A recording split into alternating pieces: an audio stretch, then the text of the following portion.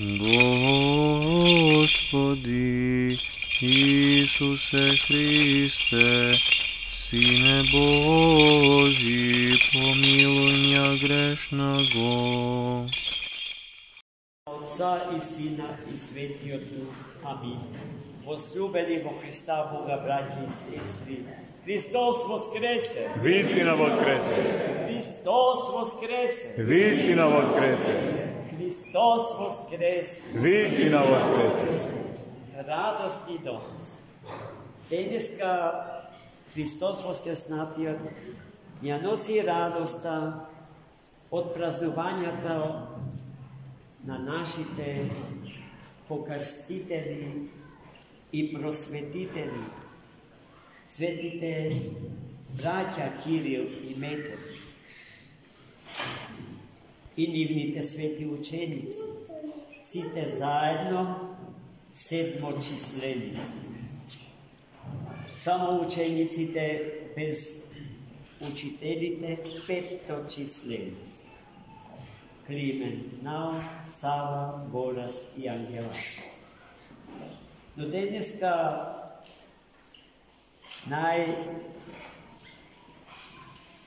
светото место и припаѓа на родените браќа од Солун, светите Кирил и Методи, за кои што знаеме дека потекнуваат од угледна солунска фамилија во времето кога големата Византиска империја ја покажува, го живее зенитот на својата моќ и голем. Во таа смисла и мисионерската дејност на таа, според многу нешта, мултинационална, мултикултурна, мултијазична, мултирасна империја, на планот на верата била православна империја. И таа развивала амбиции светото православие да го распространи насекаде во духот на светото Евангелие, без примена на оган и меч, како што некои наши западни браќа сака и го ширеа Словото Божје, например, во Индија или во Африка. Туку по силата на љубовта, по силата на Словото Господње. За таа цел најсветиот патриарх Цариградски Фотий, нашиот всесловенски кум и покрстител, ги избра најумните, најобразованите луѓе во империјата да учествуваат во неколку мисии. Позната е мисијата меѓу хазарите, мисијата меѓу агаријаните и мисијата меѓу словените. И трите мисии неверојатно успешни, благословени од Бога. Сите тие народи влегоа во лоното Господњо и до ден денеска ја исповедаат православно верата во Христа Богочовек. Кои беа тие учени, мисионери од светиот Фотие, патриарх Цариградски избрани, а денес славените?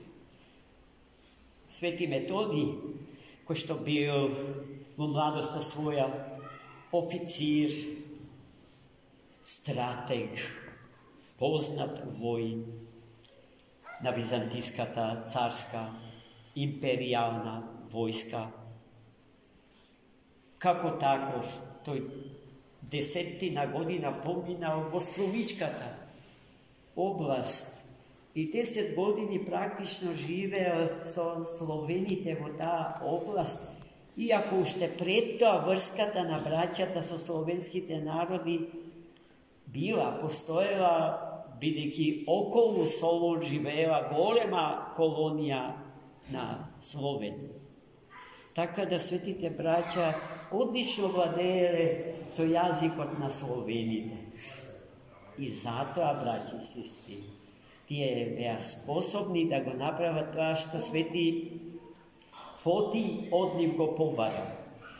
da ги покрста некрстените словенски пагани на евангелски начин, сејки мир и љубов, вистинско знаење, кротост и смирење. Како тоа го постигна? Така што заповедта Господня до крај ја послушаа и ја извршија. На некрстените народи и Словото Господнjo да им го проповедаат на нивни мајчин јазик. И така се случи тоа што денеска славиме. Национален празник, празник на писменоста и образованието. Зашто, внимавајте, пред 1200 години сме добиле писмо. Пред 1200 години добивме азбука. И првата книга што сме ја прочитали ние, словенските народи, е Светото писмо, Библија. А Библијата е книга на Светата Црква Божја. За друга книга пред тоа не сме знали. Целиот наш живот, целото наше постојање е поставено на таа, на тврстемелите од таа света книга. Па дури Министерската катедра, што се нарекува просвета и образование, произлегува од старословенскиот збор просвещение. А што значи просвещение? Крштение, крштевање. Раѓање за нов живот и за нов начин постоење по силата на Светиот и животворен дух и поминувајќи низ водите, така што трократно се нуркаме во нив, за на символичен начин да покажеме дека трократно соумираме со смртта Христова заради нас. А што е тоа што умира?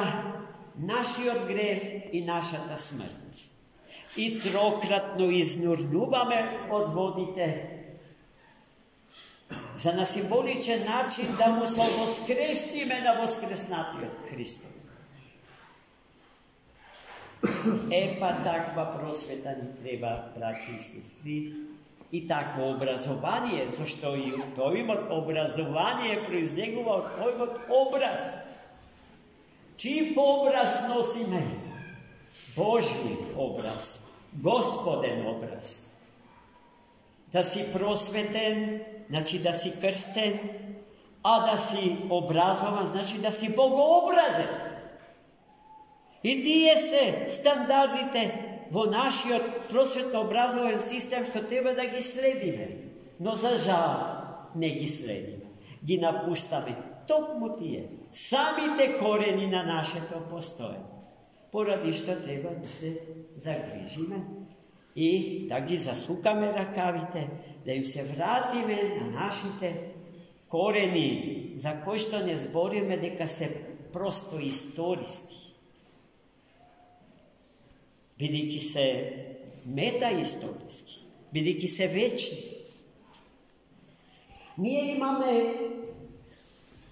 наши сограѓани кои што не се ни словени, ни православни.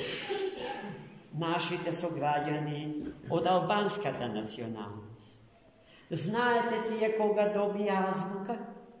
Во 19. век. Нивната азбука е смислена и озваничена во нашиот најмакедонски град, Битол. А знаете тие колку љубоморно си го чува тој празник и тој ден? Пазите, 1000 цели години пред нив ние ја добивме азбуката што денес ја слави. 1000 години. До 19. век и уште 200 години, 2 века потоа, па гледајте, со што располагаме ние, браќи и сестри. Да сме свесни за тоа што Господ ни го дал. Jaz verujem, neka sme. Povekete od nas sme. I siguran sam, nekak im se vratime na korenite. Ne za neči inajet. Zato što bez toa vraćanje, koje što spored otec Georgij Forovski je dviženje napred, kon večnost. Če go utvrdime i če si go osigurame našето postojanje. I ne samo postojanje to determinirano od vremena i prostora na ovoj svetine, kako mislite večnosti. Otec Georgij Florovski, otkako mu se upokoji njegovata popadija, znaše da kaže, kak je umram i jaz, vo sredbata so mojata popadija tamo, kje prozborime na ruski jazik. Či vo večnosti, kje se spasi sve što je Bogom blagosloveno, Bogom naučeno. A to znači i jazikot i pismenostan. I sve što našite blagosloveni umovi, oči, uši, nos i jazik, race i noze sozdavat vo slava Gospodnja. Amin. Zapravo.